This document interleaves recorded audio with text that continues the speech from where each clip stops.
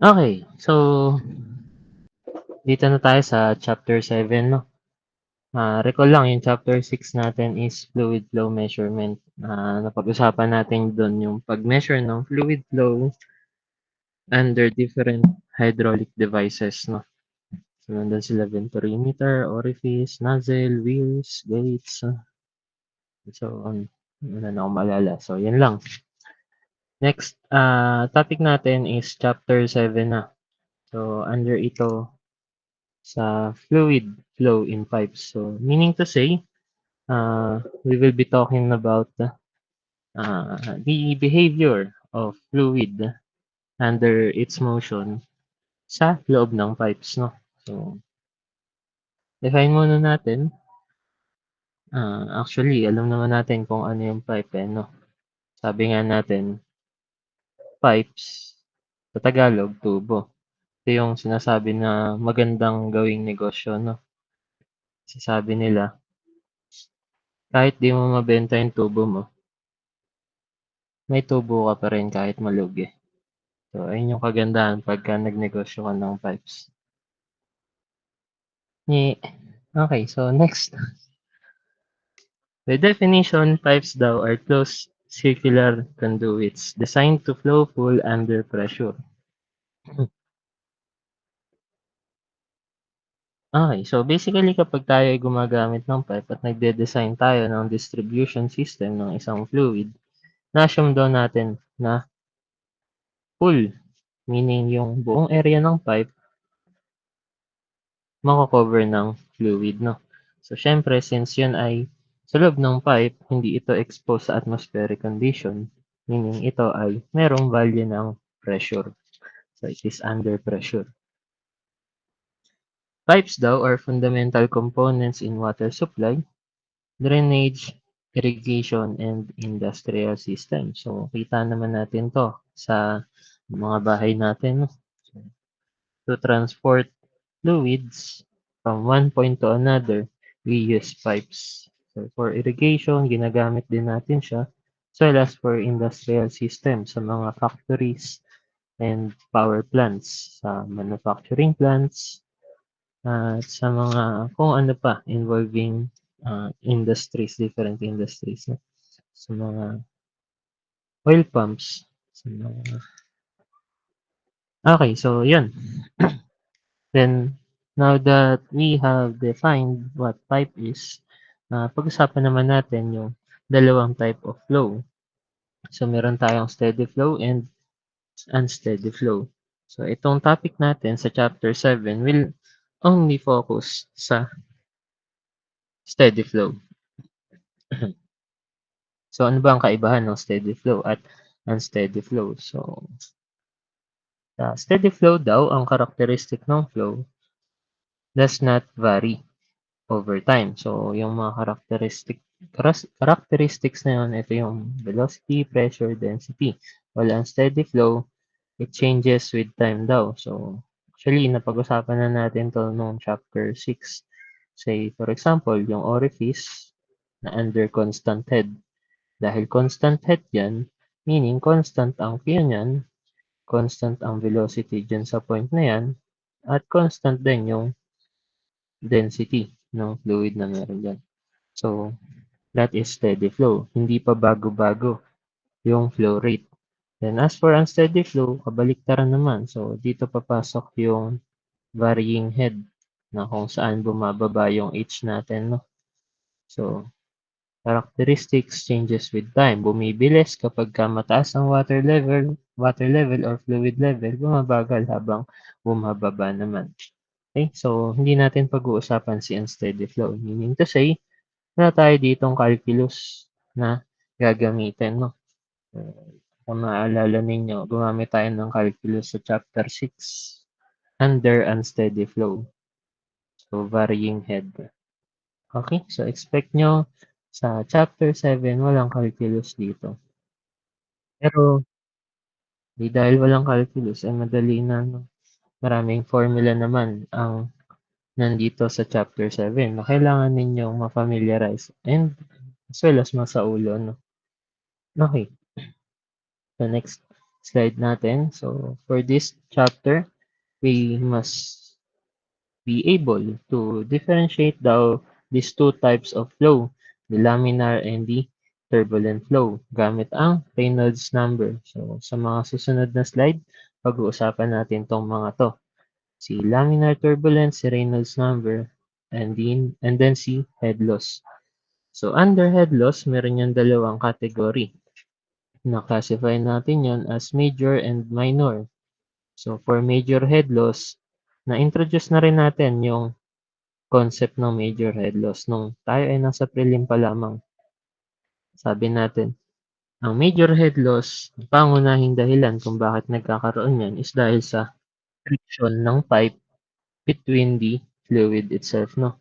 So, kapag ka masyadong magaspang yung pipe mo, mas mataas ang mawawalang head loss. Mas mat mas mataas ang mawawalang head, no? Mas babagal, therefore, mas hihina ang discharge. Okay, so as for minor head loss, mapag-uusapan din natin ito mamaya. Usually raw, nanggagaling yan sa fittings, bends, at sa changes ng pipe size. So, the next, we must be able to analyze simple pipe system including pipes in series and parallel. So, magsasolve tayo ng problems involving series and parallel pipes. Pero hindi na natin ito maaabutan next meeting na to kasi sa CE4A hindi kami umabot dito eh. So, next meeting natin to mapag-uusapan. And after nito, reservo problems naman. Under chapter 7 pa rin. Okay? So, next slide tayo. Pag-usapan natin si laminar and turbulent at paano natin to kina-classify. So, as for laminar flow, fluid particles move in smooth parallel layers. So, there is no mixing between layers at nangyayari raw ang laminar flow usually kapag ka ang fluid natin ay merong mataas na viscosity at mababang velocity. So, imagine nyo ang isang fluid na sobrang lapot, that is high viscous fluids. Sobrang bagal, meaning mababa lang yung mabagal yung motion ng fluid na to. Therefore, low velocities. So, example nito, kung may imagine nyo is, say, nag-pour ka ng honey from a container to another container. Di ba kung magsasalin ka ng honey, usually, mabagal yon at the same time, tawag dito, parang nag-a-appear na smooth yung motion, no? So, for that instance, since ang honey rin is a high viscous fluid, ibig sabihin, laminar flow. So, mataas ang tendency ng honey to exhibit a laminar flow behavior, no? So, ito siya, no? So, say for example, meron tayong pipe dito, then fluid particles, isang point lang. Yung fluid na yon nagpo-flow, masasabi raw natin na kapag laminar, yung flow direction ng bawat fluid particle is hindi nag-i-intersect to each other. Parallel lang sila, no? So, kapag ganyan, kina-classify daw natin yun na laminar flow. Otherwise, turbulent na. Such as ito, no? Nagkaroon ng intersection ng fluid particle. So, nagulo basically. So, that is turbulent na. Turbulent flow. So, in terms of engineering principles, maka-classify daw natin ang laminar at turbulent based sa Reynolds number ng isang fluid.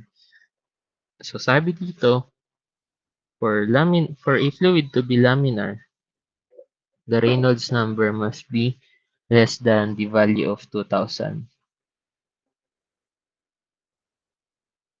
Okay? So yung Reynolds number, we have a formula for that. So mamaya i-discuss din ulit natin yun. Next slide muna tayo for a turbulent flow. So for a turbulent flow, sabi nga natin, magulo, basically chaotic. irregular at random ang pattern ng motion. So there is a significant mixing and eddies present in the flow. So when we say eddies, ah, ito yung pagkakaroon ng swirling motion ng isang fluid, no? Say for example, ah, eto na lang, kunwari may pipe tayo, then sa pipe na 'to may pader, parang may orifice dito, small opening. So siyempre, may fluid flow dito. Ang tendency ng fluid is magpa-pass through dito. So ito nga yung concept natin 'no ng vena contracta 'no. So, pero hindi lang naman dito mabubuo yung fluid. Meron pa dito. So yung part na 'to, ayun yung tinatawag nating eddies 'no, the swirling motion of a fluid. So it occurs daw at high velocities. This is most common type of flow in engineering application. So, ito kasi madalas natin na-observe din talaga na behavior for a fluid. Bihira lang naman tayo makakita ng fluid na nag-undergo ng laminar flow, no? Kasi nga, parang ang laminar kasi is an ideal flow na walang disturbances na nangyayari. So, sa turbulent, ito yung parang more on, ano siya, ina-account natin yung disturbances na mangyayari sa isang fluid flow. So, kung si laminar flow daw ay Reynolds number less than 2,000, si turbulent flow naman ay Reynolds number greater than 4,000. So, what do we mean by that? Kapag yung Reynolds number daw, kapag mas mataas sa 4,000, classify natin yun as turbulent flow. So, ano mangyayari naman, sir, dun sa pagitan ng laminar at turbulent? So, that is the Reynolds number equals sa 2,000 up to 4,000. So, tinatawag daw natin yun na critical zone or transitional. Basically, from laminar, konting disruption lang sa flow, magiging turbulent na ang flow. So, from laminar, magiging turbulent na. Ito, less than 2,000. Ito, greater than 4,000. Ibig sabihin, yung 2,000 to 4,000, that is the transition zone. Kaya rin siya tinawag na critical no kasi konting irregularities lang na mangyayari dun sa fluid natin will cause a uh, disruption ng flow, thereby causing a turbulence. Okay. So, next. So, as for the Reynolds number naman, we have a formula for that. Reynolds number equal yan sa rho times velocity times diameter of the pipe times the dynamic viscosity or also known as absolute viscosity kung naalala ninyo from our fluid mechanics. So other formula for this one is ito naman, velocity, diameter, this one is kinematic viscosity naman. No? Kasi sabi natin, si kinematic viscosity equal yan sa dynamic over the rho or the density. So ito basically ay equal lang dito. So, si Reynolds number daw is a dimensionless quantity, meaning there is no units involved to define a Reynolds number. It is the ratio of inertial force to the viscous force. So, viscous force, kaya kung makikita natin sa ilalim, ay yung viscosity. Inertial force, ito naman yung caused by the motion. Sa taas, meron tayong involved na velocity. Okay, so again, summarize lang natin. RE is less than 2,000. That is laminar flow. Meaning to say, ang viscous force daw ay dominant. Dahil masyadong malapot yung fluid na yun, nasusuppress niya yung pagkakaroon ng turbulence. Hindi siya magiging turbulent flow. Ha? Gets ba yan? Makikinig ba kayo?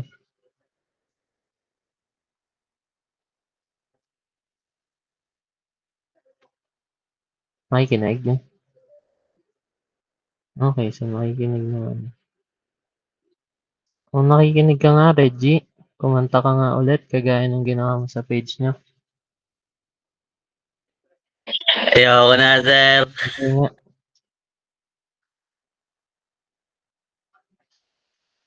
Wala. Mahina ka pala eh. Okay, so wala, mukhang wala namang kakanta. Balik na tayo sa lesson. So for a turbulent flow naman, for it to be turbulent, dapat daw ang RE is greater than 4,000. Meaning, mabilis, mataas ang inertial force. Dahil mas mataas ang inertial force, nagkakaroon ng chaotic flow. Okay? So, mataas ang inertial forces, meaning to say, mabilis. Kaya kung babalikan natin dito, high velocity ang emphasis natin for a turbulent flow. Okay, so next naman nating pag-usapan, after nating pag-usapan itong laminar and turbulent, as well as the Reynolds number, pag-usapan naman natin si major head loss at si head loss.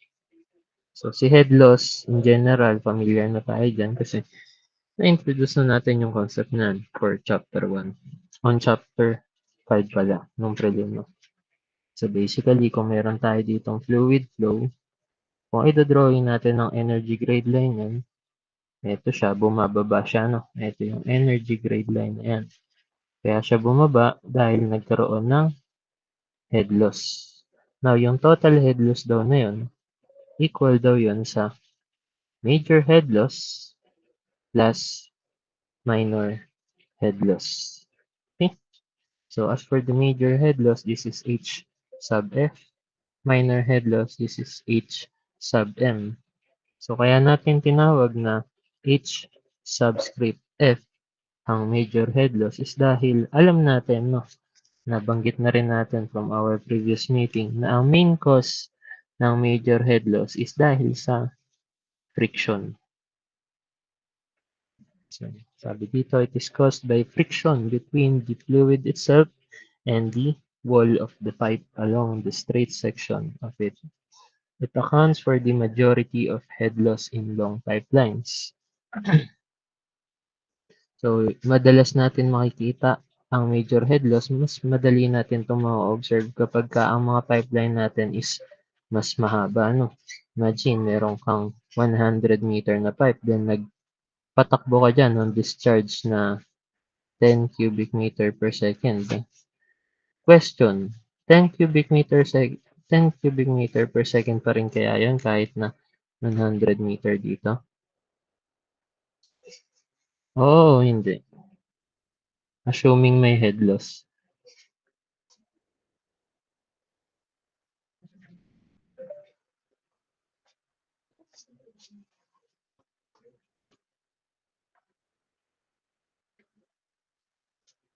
Anyone? Actually, nakadepende, no? Kung sapat na yung friction ng pader na to stop the 10 cubic meter per second, ibig sabihin, titigil siya somewhere here, no? Kasi nga, sabi natin, di ba? Head producing flow. So, kung nabawasan yung head natin, ibig sabihin, mawawalan ng flow. Okay? So, ayan.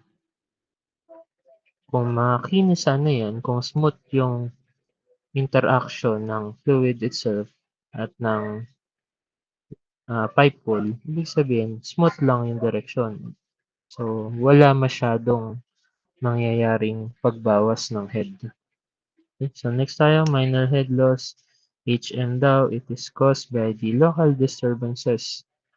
Local disturbances na nanggagaling sa valves, bends, elbows, as well as the changes ng pipe diameter. So, ito yung tinatawag nating pipe fittings, no? So, dyan natin makikita sila elbow, valves, bends, P, Y, cross, di ba? Yung mga coupling, kung nakita niyo yun. nung nag-o-OJT kayo, no? Sa mga water lines or drainage line, no? Okay, so doon daw nangyayari ang minor head loss. Can be significant in short pipe system with many fittings. So, kung si major head loss, madali ma-observe kapagka long pipelines. Si minor head loss, ma-observe natin siya kahit maikli lang ang pipe system natin. Kasi nanggagaling nga lang siya sa mga section na kung saan nagkaroon ng changes in pipe diameter, nagkaroon ng elbow, bends, at valves. Okay, so pag-usapan natin si major head loss. At ano-ano yung mga formula na magagamit natin dito. So, babalikan natin to. Sabi sa objectives natin, meron tayong tatlo. Darcy, Mannings, at Hazen. So, for our first formula under major head loss, gamit ang Darcy, meron daw tayong formula na HF equals FLV squared over 2DG. No? Or pwede nyo rin siya kabisaduhin in this form. F times L over D times V squared over 2G. Okay? Sabi natin dito, this is the most accurate daw and universally applicable, meaning widely applicable to, no? Itong formula na to for calculating frictional head loss. So, ano ibig sabihin nun? Mataas ang precision, meaning more accurate ang HF kapag gumamit ka ng Darcy. At the same time, universally applicable siya, meaning kahit anong type ng fluid, no? Pwede natin siya magamit sa kahit na anong type ng fluid.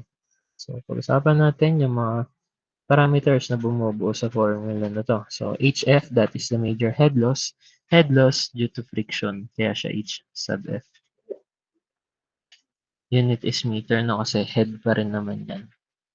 And as for the F, ito yung nagde-define ng friction factor na involved sa fluid flow natin. So, that is the Darcy friction factor na dimensionless. Wala siyang unit. So, as for the L, basically the length of the pipe, then the diameter of the pipe, velocity of the fluid, then acceleration due to gravity. Okay? Kaya kung mapapansin nyo sa formula na to, habang tumataas yung L, tumataas ang head loss, which makes sense, no? So, habang humahaba ang lalakbayin ng isang fluid particle, mababawasan to ng enerhiya. Okay. Okay, so now meron tayo isa pang ginagamit na formula under Darcy, and that is this one. HF equals 0.0826 FLQ squared all over D raised to 5. That is for circular pipes only. So dahil madalas nagagamit ang circular pipes, bumuo na ng shortcut formula. That is HF 0.0826 FLQ squared D raised to 5. Pero kung ayaw nyong kabisaduhin yan, pwede rin naman. Dito lang din naman yan galing, no? Ito ang general formula. Meaning to say, kahit hindi circle, pwede to gamitin. Okay? So, nabuo itong formula na to by substituting lamang the value of velocity. Sabi natin, velocity is discharge over area. That is why this is Q, then this is area. Tapos V squared. Kapag daw pinagsama-sama mo si pi over 4 as well as the 2G, 2 times the acceleration due to gravity, mabubuo mo itong 0.0826. Okay? So, dahil ito ay d squared na ini-square, meaning d raised to 4 yan. At meron siyang d sa ilalim, ito nasa ilalim rin. Kaya ito naging d raised to 5. As well as dito, q squared naging q squared. Then times lang natin sa f. So, walang problema kung ito ang gagamitin. Basta make sure circular ang pipes natin. As well as SI units dapat, no? SI units. Kasi yung G na ginamit dyan is 9.81 meter per second squared, which is SI. Okay? So, paano naman, sir, kapag ang given ay English units? So, again, imbes na magkabisado ka pa ng panibagong formula, i-convert mo na lang yung given from English, gawin mong SI. Then, gamitin mo na lang itong formula na to. Then, kung ang tanong is dapat naka-English, ibig sabihin, yung makuha mo sa formula na to, which is naka-SI, gawin mo ulit English. So, para hindi ka na magkabisado pa ng ibang formula. Ganun din para sa ibang formula for major head loss. Mga derived lang kasi siya using SI units. Okay? Pero kung ito ang kabisado ninyo, rektasal pa ka na lang dyan. Ang gravity mo is 32.2 feet per second squared. So, hindi ka na magkakamali kapag ito ang ginamit mo. Kasi general nga siya. Okay. Hi. So, for Darcy Rao, both laminar and turbulent flow ang ating application. So, yeah. Sa given, kapag tayo nagsasolve, usually given niya ang mga length, diameter, velocity. And ito ay constant. Usually, ito rin ay given. Pero may mga problems na hindi binibigay ito. Hindi binibigay ang Darcy friction factor natin. Ibig sabihin, we need to solve for the value of that. And there is two ways to solve for the value of F, no? That is, first, kung laminar ba. Second is kung turbulent ba.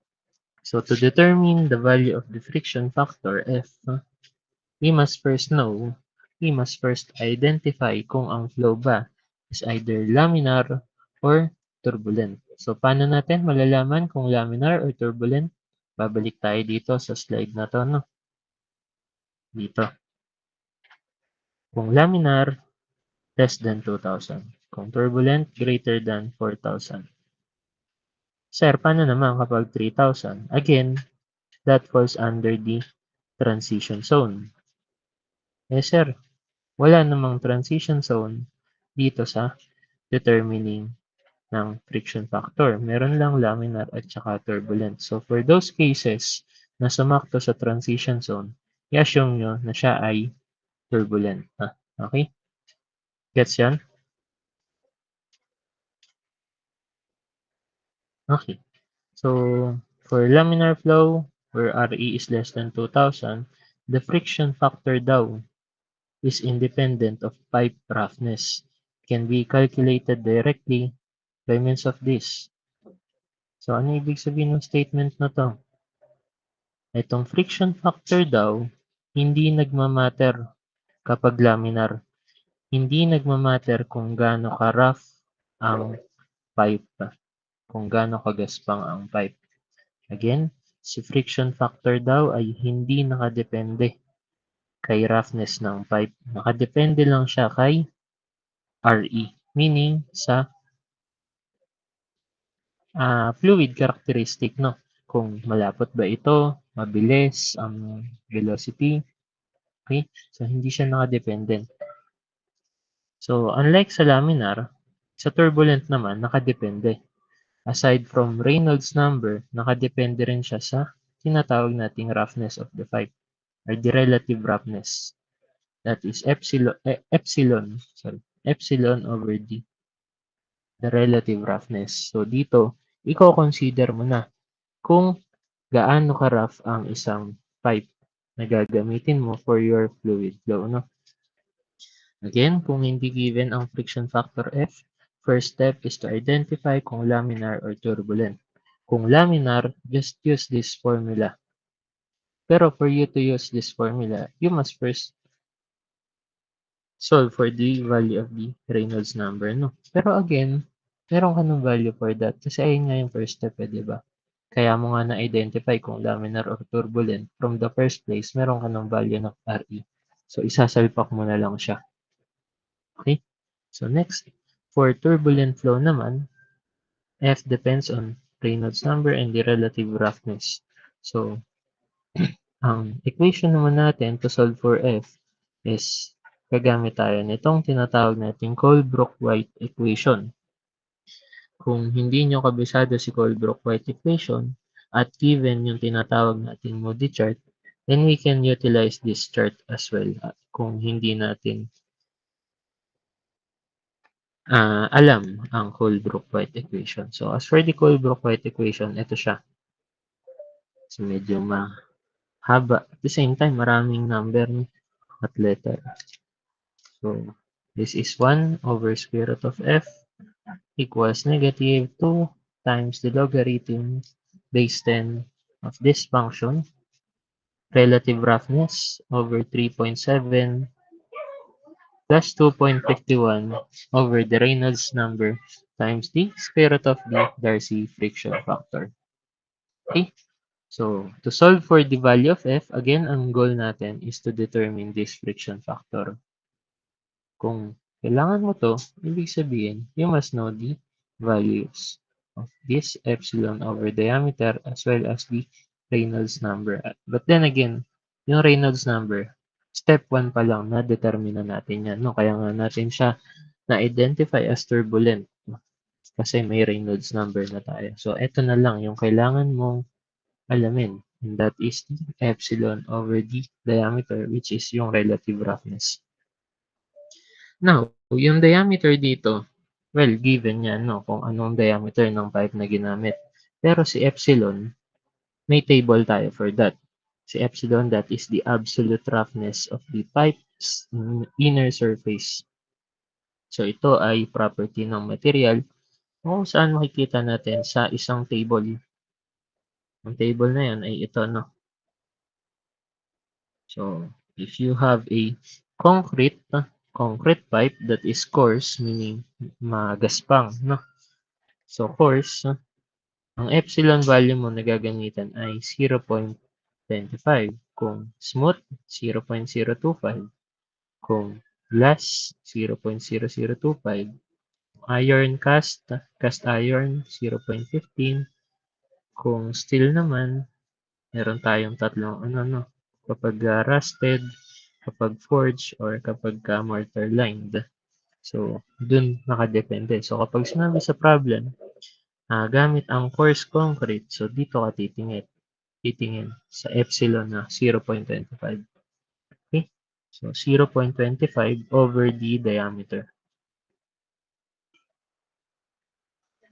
Okay. So, that's one way to know what the value of the friction factor is using the Colebrook-White equation under the turbulent flow. So, the other way is through the use of this Moody chart. So, when you say Moody chart, ito yun. Itong logarithmic graph na nakikita ninyo. Parang may kahawig siya, no? Parang sa Geotech. Na-encounter nyo na yan. Yung gantong graph sa Geotech. Ayaw nyo sumagot. Hindi pa. So, sa Geotech, din kayo dong logarithmic scale. Pero hindi Moody chart, no? Hawig lang ng ganito. So, kaya kung makikita nyo, di ba usually, ang mga graph is parte-parte lang, x and y. Yung distances ng bawat part is equal distance lang. So, makikita nyo dito, yung y-axis equal, pero itong, tawag dito, itong sa x-axis, iba-iba. So, as we move, iba ang distance from one point to another. And that is because ito ay logarithmic graph, no? So, kapag nag-draw ka ng graph for a logarithmic function, ganyan ang itsura niyan. So, paano ba yan nabuo? Yung Moody chart na yan. Actually, kaya rin siya logarithmic graph dahil lang yan dito, no? Meaning to say, yung values na nakaplot dun sa chart is defined by this equation lamang. Okay? So, kung walang Colebrook-White equation, ang given lang is chart, then use the chart, no? Kasi kita mo na kung ano ang friction factor dito. Now, pag-usapan natin kung paano i-determine tong friction factor gamit tong Moody chart na. So, first is to calculate the Reynolds number. Second is to determine the relative roughness, the epsilon over d from table for pipe material. So once we know the values of this RE and the epsilon over d, i-plot natin ngayon to. Si RE, makikita natin sa x-axis. Si epsilon over d, move daw tayo vertically up to the curve. So meaning to say, ito siya no. Tingin tayo kung saan magi-intersect. For example, ang Reynolds number mo is 10 raised to 6. So, dito ka titingin. That is 1 million na Reynolds number. So, na-determine mo si Reynolds number to be 10 raised to 6. And na-determine mo ang relative roughness is say 0.05.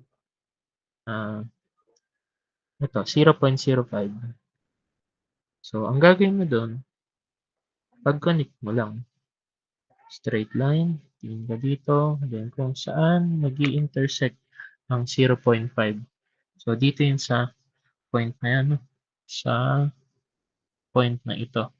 Then after mo, i-plot yan sa curve na yan, titingin ka sa left side ng ating graph. So, from this, itapat mo kung saan siya tatapat. So, based dito saan?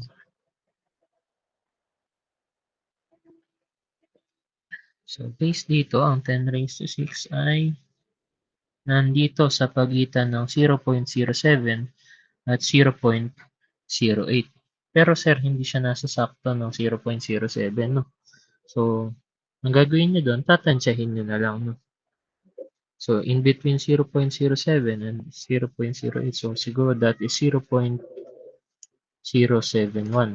So, kapag ka-chart ang given, acceptable yan, ha? Estimate nyo na lang based sa nakikita nyong chart. Pwedeng 0.071 or 0.072. So, minor difference lang naman yan. Okay? So, ganun siya gamitin, no? Now, i-prove natin na pwede yon using the Colebrook-White equation. So, ang ginamit natin na Reynolds number is 10 raised to 6. And ang ginamit natin na relative roughness is 0.05. So, gamit ito, paki-input naman sa calc nyo. Ito gawin natin 0.05. And ito gawin natin 1 million or 10 raised to 6. Then, solve for x, shift solve. You can solve for the value of the Darcy friction factor, F. Equal yan saan?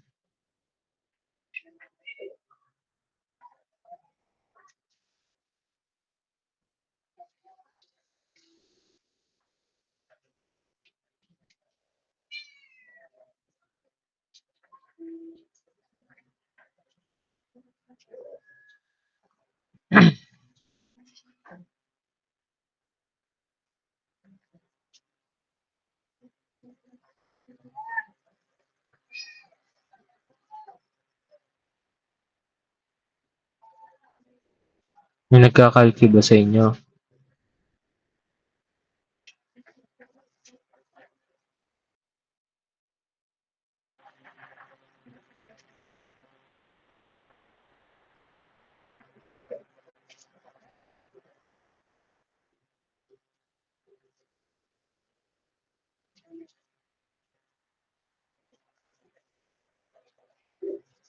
So, yun, 0.07157. So, as estimated, using the Moody chart, sabi natin 0.071 or 0.072. So, gamit naman yung Colebrook-White equation, na-determine natin na ito ay 0.07157 or 0.071 or 2. Again, kung chart ang given, then okay lang na merong discrepancy. Pero kapag equation ang pinagamit sa inyo, then dapat accurate, no? Kung ito 0.07157 at gusto natin kunin yung 3 decimal places, Ano yun, Besina? 0.071 o 0.072?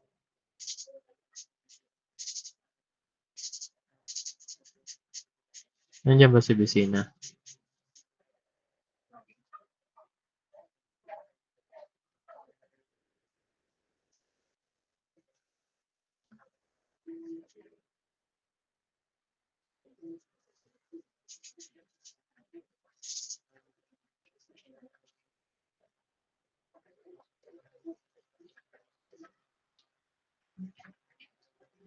Nandiyan ba si Besina? Sagot ka naman.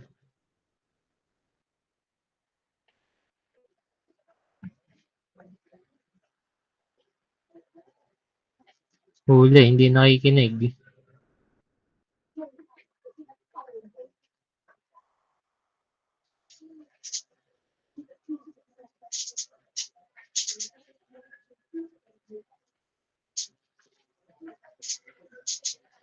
Nandiyan ba kayo? Naririnig niyo ba ako? Bakit kulay itim ang emoji mo, Perida? Negro ka ba?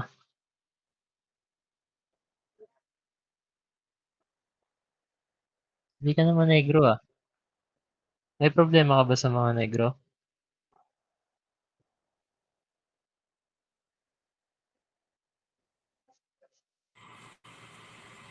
Sir, Kala ko meron kang problema eh. sir. Ayan na. Nandiyan si Besina. Nagsasalita ba? Hindi ko rinig. Sir. Sir, anong negro, sir? Ba't ganun? Hindi ko kayo naririnig. Hindi, huwag ka na magsalita. Naririnig niyo siya?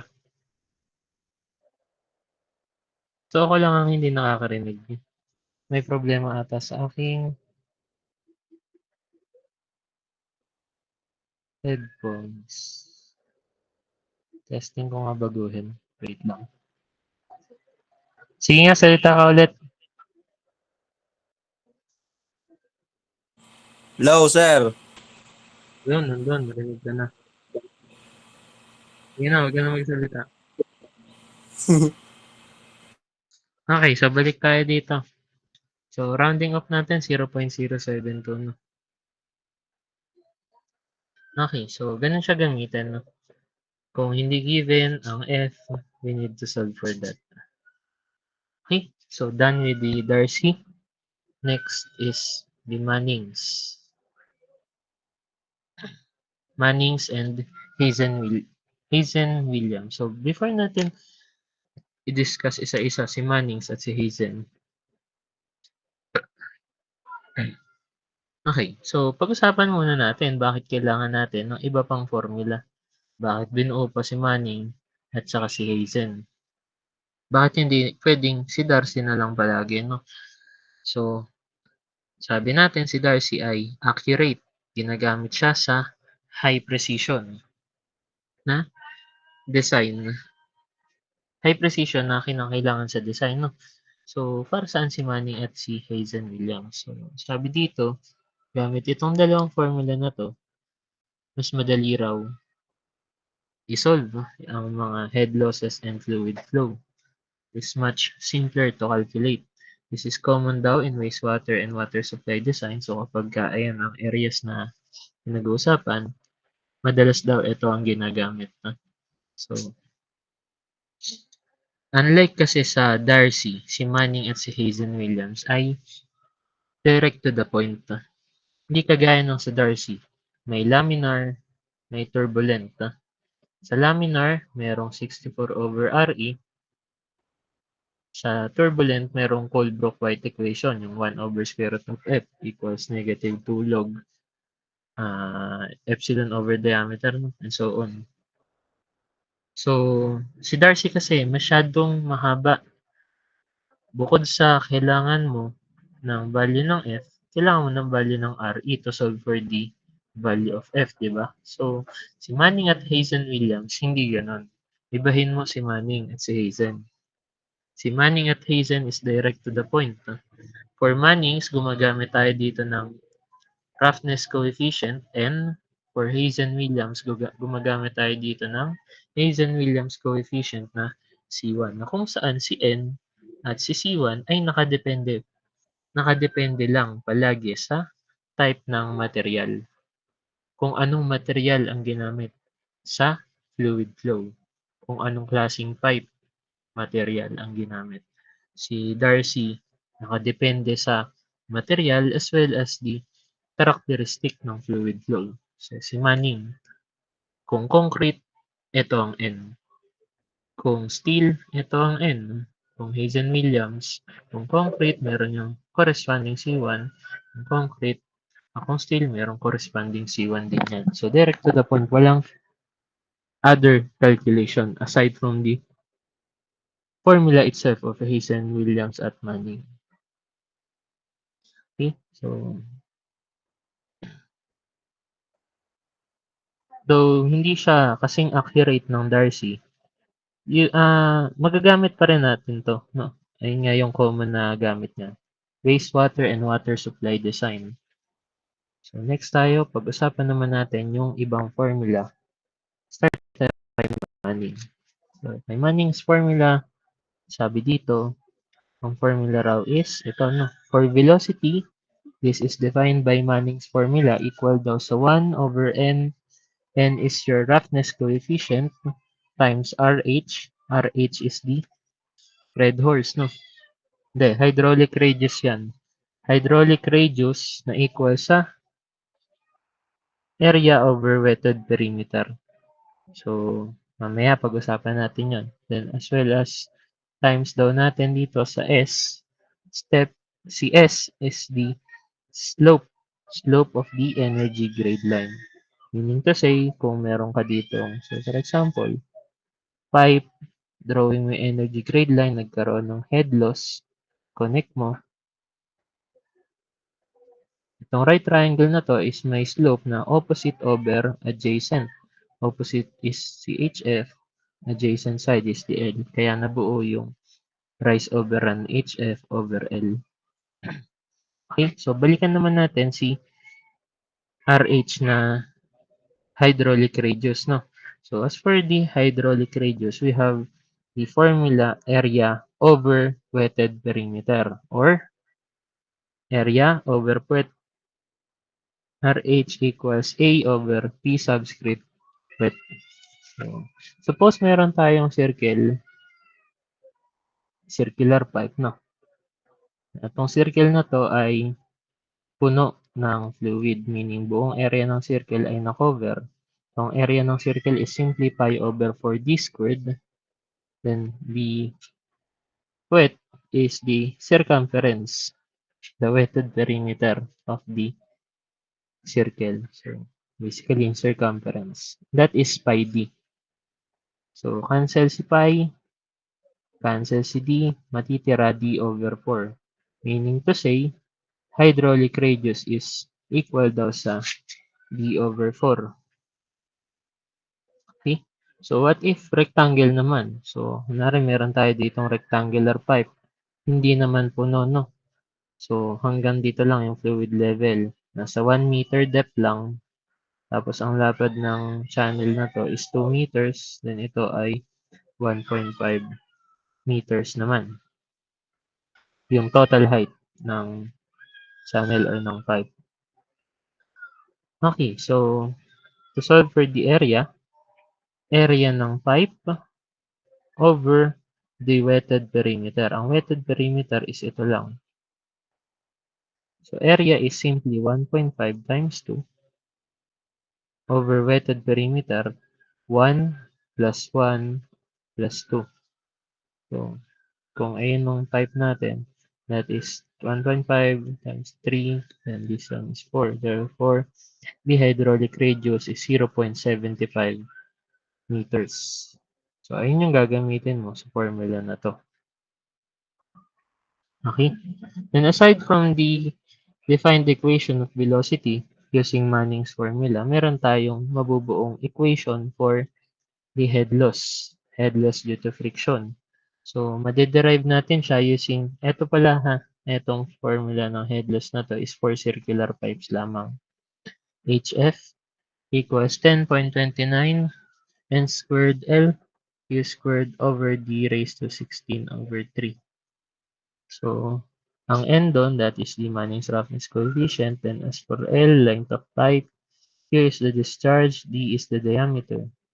So, mabubuo natin yung formula na yan using this, no? Si HF, ililipat natin sa isang side. So, yung S, magiging HF over L. Then, since for circular pipes lang yun, ibig sabihin, ito ay D over 4 lamang, no? So, with that, ito ay velocity, meaning to say that is Q over area. Area ng circle is pi over 4 d squared. So, magkakaroon ng cancellation ng units at masisimplify yon in this form. HF equals 10.29 S times Q squared over d raised to 16 thirds. Again, kagaya ng sa Manning's, kagaya ng sa Darcy, this is for circular pipes and for SI units lang. Okay? So, kapag English na, again, iba na ang formula niyan. So, wag niyo nang kabisaduhin yung English units. Same dito, no? Itong formula na to is for SI units lang. So, ang English nito is hindi 1. Sa pagkakaalala ko, hindi 1 yon. May iba yon. So, kung bakit hindi 1 yun, hindi ko rin alam. Pero, ayan siya, no? Parang nasa book din naman ata yun. Pero again, hindi ko advise na gamitin yung English units. Huwag nyo nang kabisaduhin. Mag-convert na lang kayo ng units. Okay? So, yun. Ayan, si N nga pala, hindi siya sinosolve, no? Siya ay ginigiven. Kung hindi given, babasahin sa table. So, sa table, sa book, meron yung table ng roughness coefficient. Pakihanap na lang din. So, nakadepende yan sa type ng material. Sa chapter 7. Wait, hanapin ko.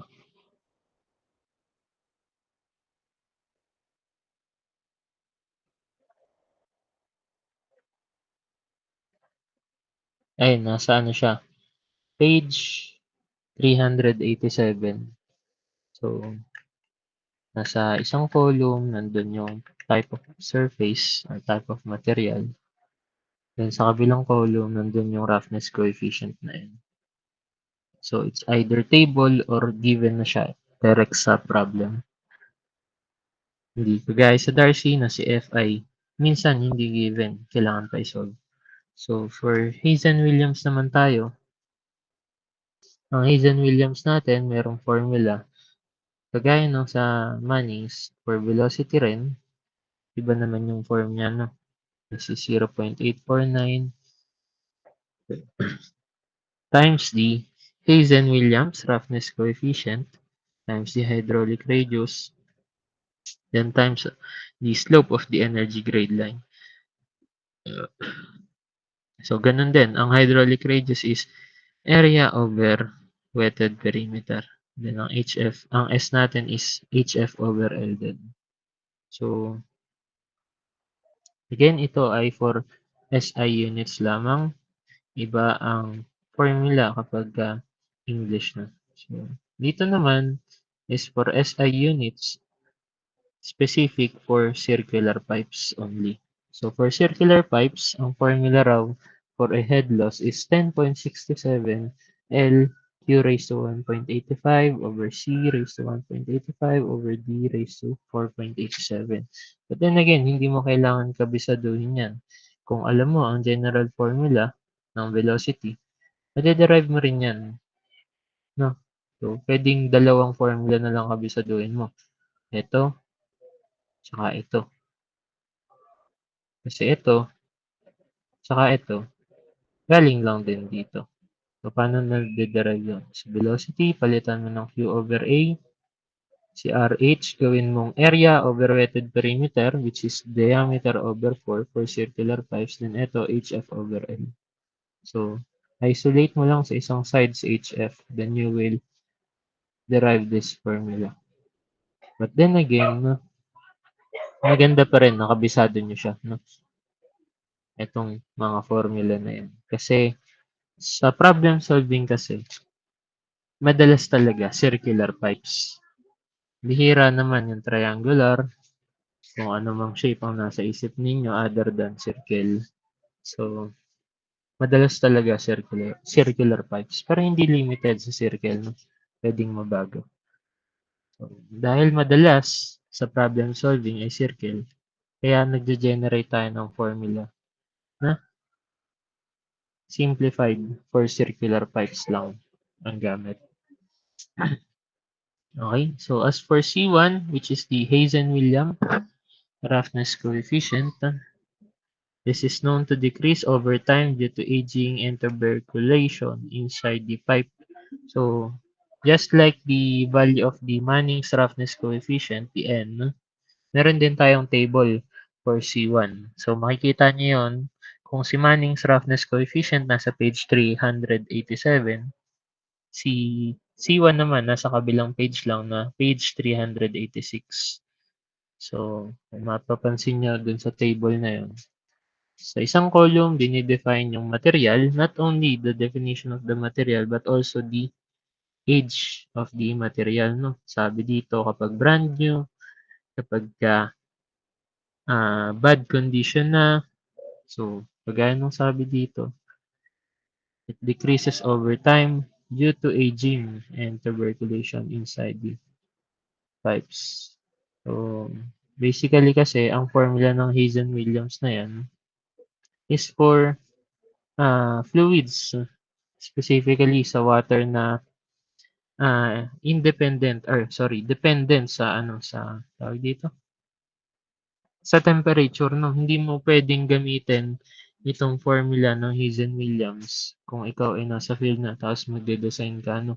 Hindi mo pwedeng i-consider sa Hazen-Williams kung ang fluid mo is wala sa normal na condition ng temperature, meaning wala siya sa around room temperature. So, siguro mga 5 degrees Celsius hanggang 25 degrees Celsius, no? So, that is the ordinary temperature for a fluid. Kasi other than those temperature range, ano ang mangyayari sa isang fluid? Say, for example, ang water. Kapag sumobra na sa lamig, ang water, kapag sumobra na rin sa init, ano nangyayari? Nagbabago ang density, nagbabago ang viscosity. Kung magbago yan, ibig sabihin, hindi na ideal gamitin ang mga formula na to for Hazen-Williams. Okay? So, next, as for minor head loss naman tayo, for minor head loss, again, sabi natin, nangyayari to dahil sa pipe fittings natin such as the gates, vents, or the valves. Aside from those, is dahil sa changes in pipe diameter, no? So, general formula for each sub M or the minor head loss is this one. The loss coefficient K times the velocity head. V squared over 2G. So, yung value ng K, usually makikita rin natin yan sa mga handbooks or sa tables na provided sa textbooks or sa problem itself. Okay? So, isa-isayin natin ano-ano yung mga cases ng minor head loss na yun. So, for sudden enlargement,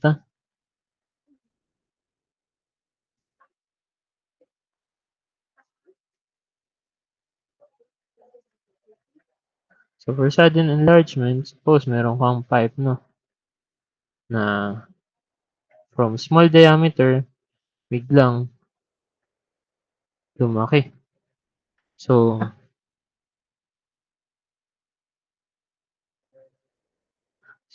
from that, dahil ang flow niyan is magkakaroon ng sudden enlargement, meron niyang minor losses na may experience. At yun daw ay defined by this formula. HM equals V1 minus V2 squared all over 2G, no? Kung saan si V1, itong velocity dito sa kaliwa, and V2, itong velocity sa point 2 natin. So that's for sudden enlargement. As for gradual enlargement naman, ibig sabihin, meron tayo ditong slope, no? So, for example, from larger diameter, merong converging zone. So, from small diameter, lumaki, pero merong gradual changes. Hindi siya sudden. So, kung ganun daw, ang formula mo for each M is this one naman.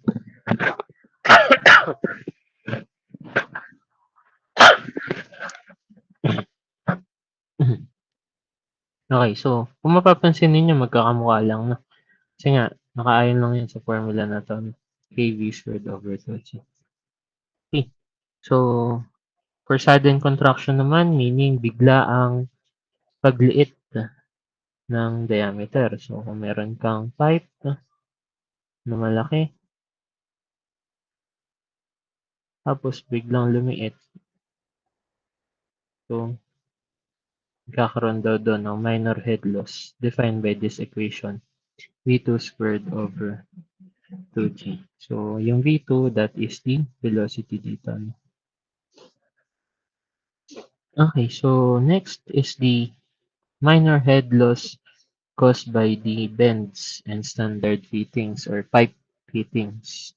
So each fitting introduces a different level of disturbance, thus has a unique K value. So for every type of fittings na ginamit dun sa pipe connections natin, meron yung kanya-kanyang K value or the loss coefficient. Okay, so ito yung pang-apat, no, yung pipe fittings. Diyan sila coupling, elbow, cross, T, Y, then the adapter. Ito siya, makikita niyo sa plano, ganito ang mga drawing niya, no? Mga pipe fitting symbols. So, ganyan siya dinidefine. Parang yun yung legend niya. Okay, so next. So, done with the pipe head loss under major and minor.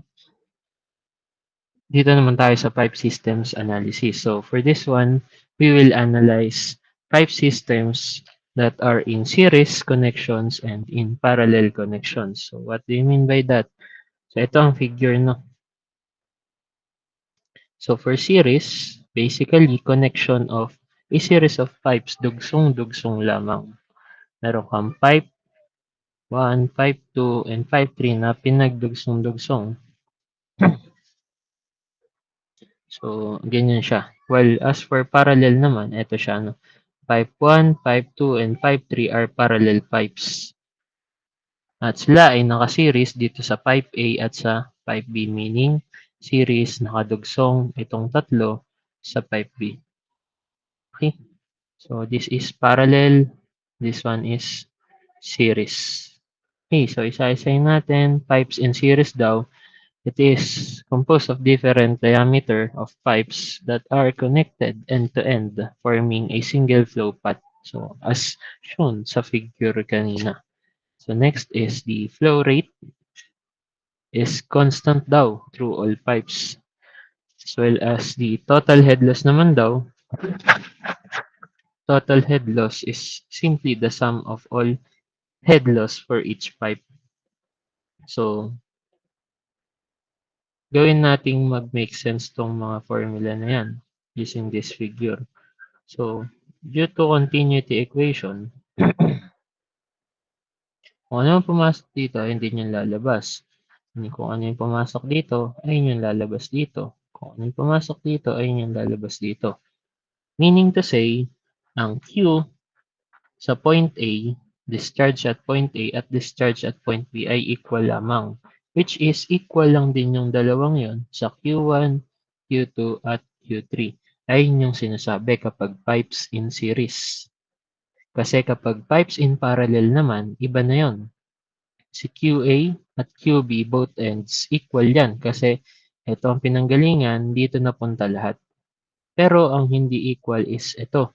Hindi mo pwedeng sabihin na si QA ay equal sa Q1. Hindi mo pwedeng sabihin na si QA ay equal sa Q2 at sa Q3. sila ay ina-express in terms of its sum. Meaning to say, si QA na equal sa QB ay equal sa sum ng Q1 plus Q2 plus Q3. So, add mo lang yung discharge dito, dito at dito. Equal yun dito. Okay? So, dito naman, kung ito ay may discharge, same discharge din yan dito. Okay? So, in terms of Q yun. Now, in terms of head loss naman, sabi sa pipes in series, ang head loss daw is total. While as for pipes in parallel, ang head loss daw is same. So, kabaliktaran, no?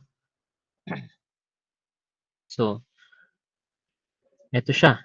Kung meron tayong pipes in series, and renowing natin yung energy grade line, ito yung energy at point A, energy at point B, connect natin, this is your energy grade line. Now, to solve for this drop, which is the total head loss, equal daw yon sa head loss sa pipe 1, which is ito, plus head loss sa pipe 2, which is ito, plus head loss sa pipe 3, which is ito. So, equal yan sa total head loss. While as for parallel naman, kung i-drawing natin ang energy grade line, ito ang head, energy head from point A, energy head sa point B. Connect natin. This is your energy grade line. At yung difference in elevation na yan, that is the total head loss. Now, yung total head loss daw na yun from HF point A to point B ay equal lang daw sa HF ng pipe 1, pipe 2, at pipe 3, which makes sense naman dahil kita rin naman sa ating energy grade line dahil same lang naman sila ng haba at same lang naman sila ng system ng pinanggagalingan. So, eto, kung ano man yung total head loss na to, ayun din yung total head loss from pipe 1, pipe 2, and pipe 3 papuntang point A to point B. So, kung gagawa natin ng equation yun, eto siya. No? Eto. For series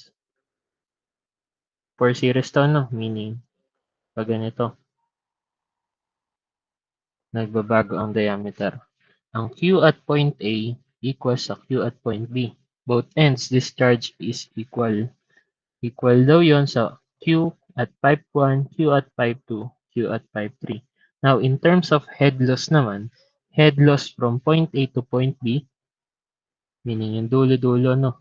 Ito, papunta dito. Equal daw yun sa total sum naman ng bawat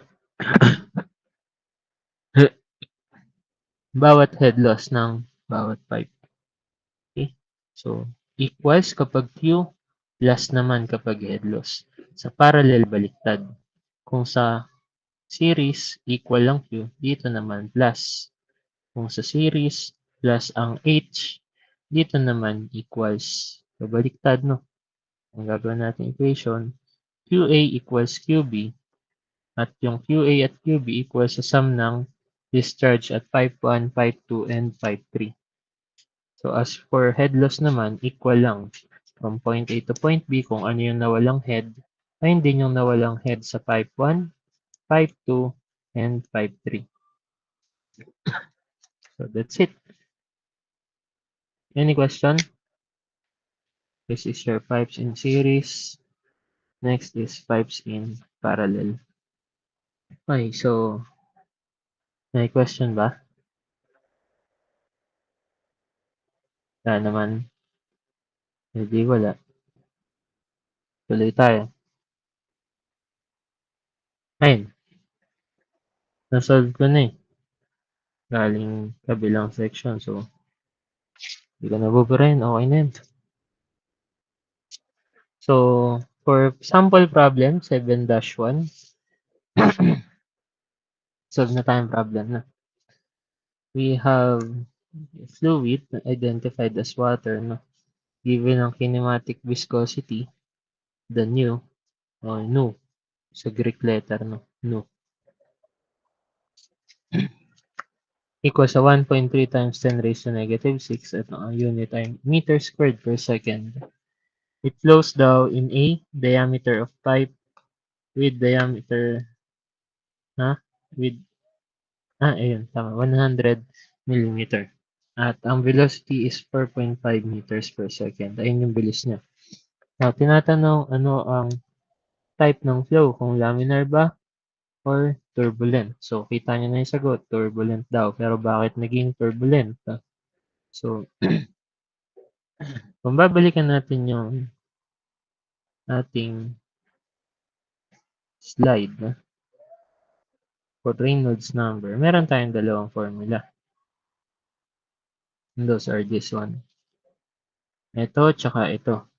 Sabi sa problem, kinematic viscosity ang given. So, ibig sabihin, itong formula na to ang gagamitin. Hindi kasi giniven ang density. Pero, since water yon, alam natin ang density ng water, no? Is 1,000 kilograms per cubic meter. Pero, ang given is kinematic viscosity.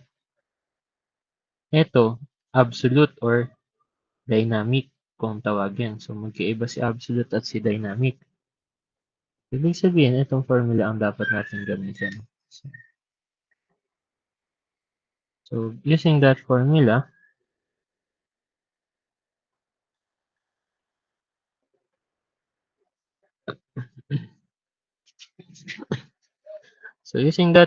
let's just substitute our known values to solve for the Reynolds number. Nga pala, ang tinatanong is kung laminar or turbulent na.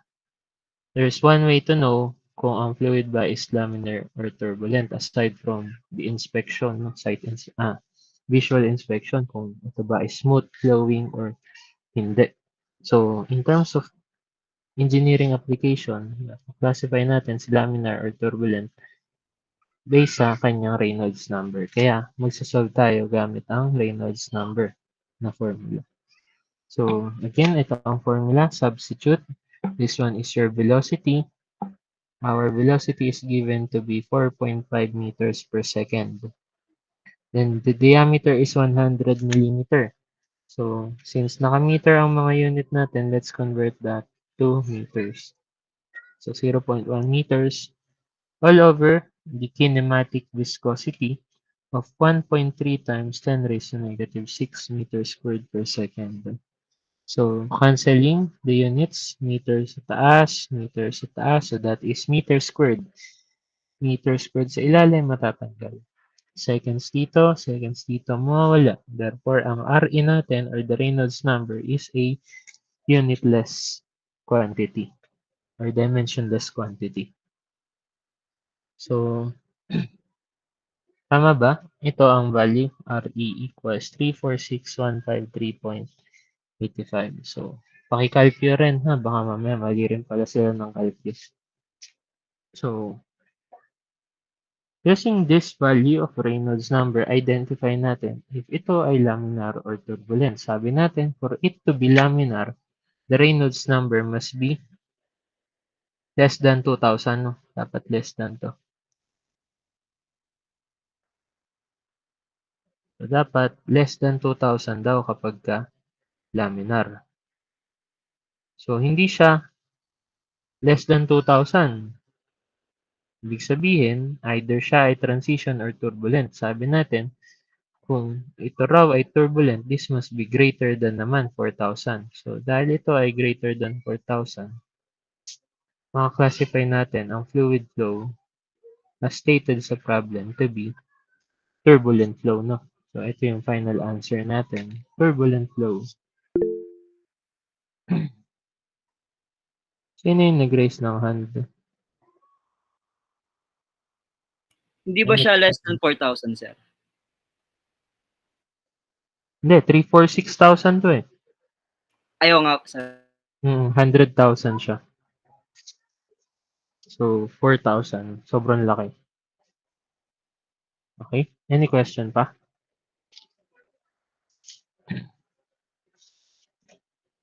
So, kung i-graph natin itong 346,153 dito sa Moody natin. Sa Moody chart. 346,000. That is in between 1 million at 100,000. So this is your 100,000. This is 1 million. So somewhere here siya, no? So, balik tayo. 105.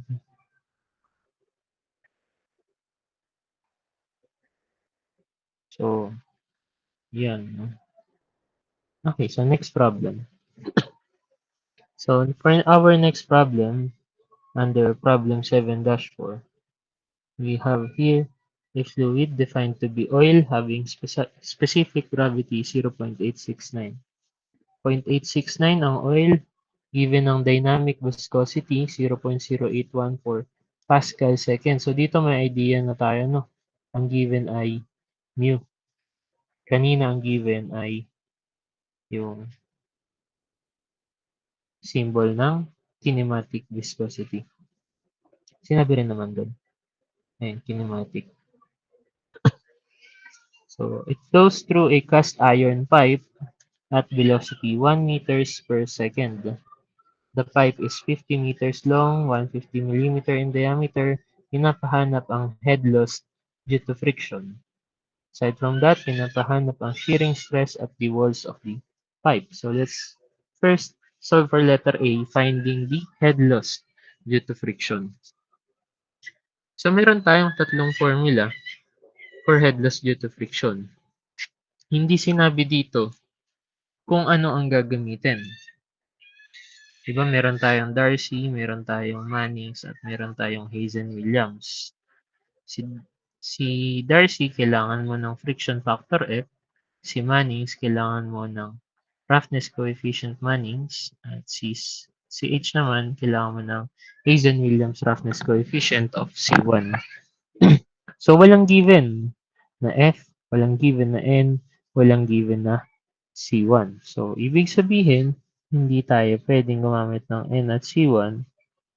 Gamitin natin ay friction. Sir, hindi naman given ng friction. Pero pwede natin isolve yun. Diba? Kung maaalala ninyo, meron tayong formula for F. Dalawa yon, under laminar at under turbulent. No? So, ibig sabihin, to solve for F, no, we must first identify kung ito ba ay laminar or turbulent. For us to identify kung laminar or turbulent, let's solve first the value of Reynolds number. Okay? So, solving for the Reynolds number, since ang given ay itong dynamic viscosity, so ang gagamitin natin is this formula, no? So, ito hindi siya gagamitan. Okay, so using this formula, substitute natin ang known values. Oil ang given ang SG na 0.869. So, our density is 1,000 times 0.869. 1,000, this is the density of water, then this is the specific gravity of oil. Then times the velocity, given yan to be 1 meter per second, this one. Then diameter is given to be 150 mm in diameter, or in terms of meters, this would be 0.15. Okay. So, direct sub, ang mu natin na dynamic viscosity is given to be 0.0814 Pascal second. So, ito, Pascal second, sabi. So, dahil wala namang Pascal sa mga units natin, i-breakdown natin, no, yung unit na Pascal. Sabi natin, Pascal is also Newton per square meter. So, papalitan natin to ng Newton per square meter. Pero again, wala namang Newton dito. So, ang gawin natin, si Newton, gawin natin kilograms times meter per second squared. Kasi ayun yung equivalent value niya, di ba? So, this will now be 0.0814 kilograms times meter per second squared times S all over square meter. So, necessary na hindi lang tayo bagsak ng values or direct sub lang ng direct sub sa mga formula, no? Kasi what if ang given doon is kilopascal second. Tapos naisip mo, ito mu lang naman yan. Isasalpa ko na lang sa formula. So, kapag yun ang ginamit mo, hindi magka-cancel out yung unit. Ibig sabihin, mali yung makukuha mong value.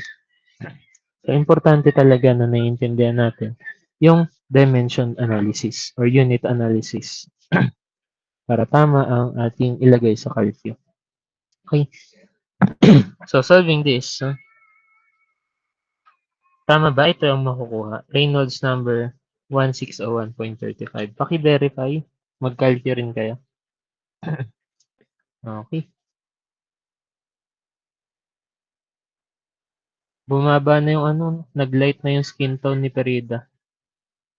Negro yan kanina. Okay, so ang ating RE is 1601.35, which is for us to identify kung laminar or turbulent, compare natin to sa mga limits ng laminar at turbulent. So since ito ay less than 2,000, 1,601, ibig sabihin ito ay pasok sa laminar flow. Sabi natin kung laminar ang flow, we can solve for the value of F by means of this formula. 64 over D Reynolds number. Kapag ka laminar lang to ha, laminar. Okay? So dahil na-prove natin na laminar, let's use this formula to solve for F. F is 64 over RE. So salpak lang natin yung RE natin sa denominator. Then, we can now solve for the value of friction factor equals sa 0.04. Tama ba? Calculate nyo rin? So, goods. So, now that we know the value of the Darcy friction factor, F equals sa 0.04, meron na tayong F value. At dahil meron tayong F, Darcy ang gagamitin natin. So, using the Darcy formula, that is FLV squared over 2dg. No? So, FLV squared over 2dg. Substitute lamang ang mga known values as per our F, that is 0.04, yung na-solve natin kanina lang. The length is given 50 meters. The velocity is given 1 meter per second. Huwag kalimutan yung square. All over 2d. Ang d natin is 150 millimeter or 0.15 meters. Then the acceleration due to gravity is 9.81 meter per second squared. Solving HF. Ano ang HF natin? Paki-chat naman.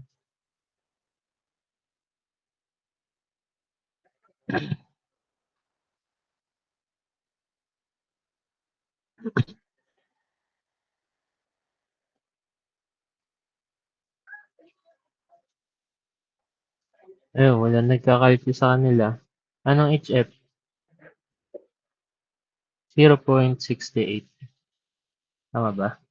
Ayun, so 0.68. Okay, so answer for letter A is 0.68. Now, next question tayo. Pinapahanap ang shearing stress at the walls of the pipe. Now, meron tayong formula for that. Actually, yung formula na yun can be derived. Pero, baka kulangin tayo sa oras. Nasa book naman yung derivation. Check out nyo na lang. So, nasa page 380 siya. Hindi ko siya naisama sa PowerPoint. Pero, paki-check ang page 380. Under equation 7-16, makikita nyo doon ang formula for the shearing stress at the wall or the maximum shearing stress. So, sabi doon, ang shear stress at the wall is given by this formula. Dinerive naman dito sa book, so check nyo na lang kung paano na-derive yan. So, nagsimula yun sa summation forces horizontal. Okay, so, yan. Using this formula, add nyo na lang to sa notes ninyo. Itong formula. Hindi ko siya naisama sa PowerPoint. So using this formula, let's solve for the shear stress at the wall. So ang gamma natin is gamma ng oil. So this would be 9810 Newton per cubic meter for the gamma of water times specific gravity ng oil. No? Now, ang ginamit natin dito is 9810, no? Para Newton per cubic meter. Pero kung 9.81 ang gamitin ninyo, which is naka-kilonewton, then wala namang problema. Ang makukuha nyo lang units doon is imbes na naka-Pascal, naka-kilopascal, no, kasi naka-kilonewton siya. So, ito, since N ang ginamit, Pascal ang lalabas na sagot. So, substitute, 9810, this is your gamma ng oil, then times HF. Ang HF is na-solve natin to be 0.68 meters. Then, times natin sa diameter. Diameter is 150 millimeter or 0.15 meters. All over 4 times the length. So, ang length is 50 meters.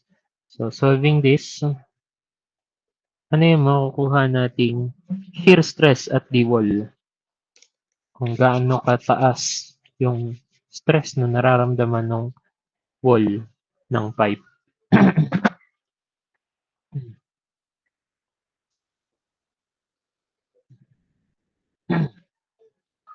Solve naman to. So, 4.35. Tama, 4.35 Pascal. Let's check the units pala. Meters, meters. So, this is meter squared. Meters, hindi. Ganito na lang. May meter sa ilalim, may meter sa taas, so cancel na. Now, dito, may meter na isa. Sa ilalim, may meter cube. So, cancel natin tong isang meter na to. Ito, magiging m squared na lang. So, ang may iwan ay Newton per m squared. Which is Pascal. Okay, so that is for the answer at letter B, finding the shear stress at the walls of the pipe. So, ganun lang siya, no? Madami lang talagang formula. Pero makakapag-codigo naman kayo habang online class, no? Ayun yung kagandahan sa online. Kaya hirapan natin yung quiz.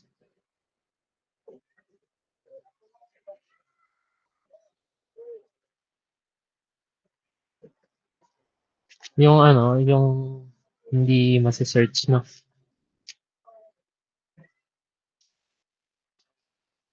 Sir, pwede po mahingi yung solution ng quiz last time.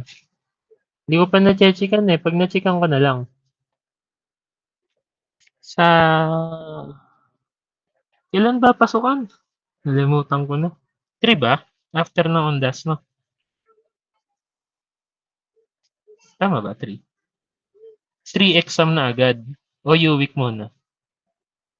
Exam muna, no? So, sir, kasama po ba yan sa coverage ng midterms exam? So, na-discuss ko na to last, sa section ng CE4A. Sabi nila, gusto nila kasama raw sa midterm. So, ano masasabi niyo doon? Gusto niyo ba isama sa midterm? E, paano yan? Sabi nila, gusto nila. Hindi, joke lang. Sinasay ko lang kayo. Ayaw din nila sa finals daw. So, sa finals na to,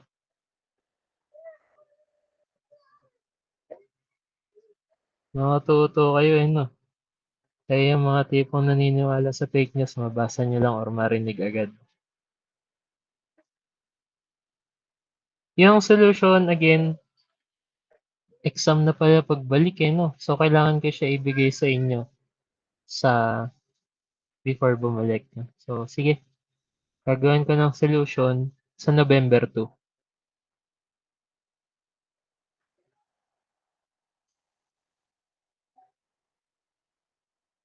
Gina, pwede na tayo mag-batsi. Ingat kayo. End ko na yung call. Any question? Okay, so mukhang wala naman na. Buyers.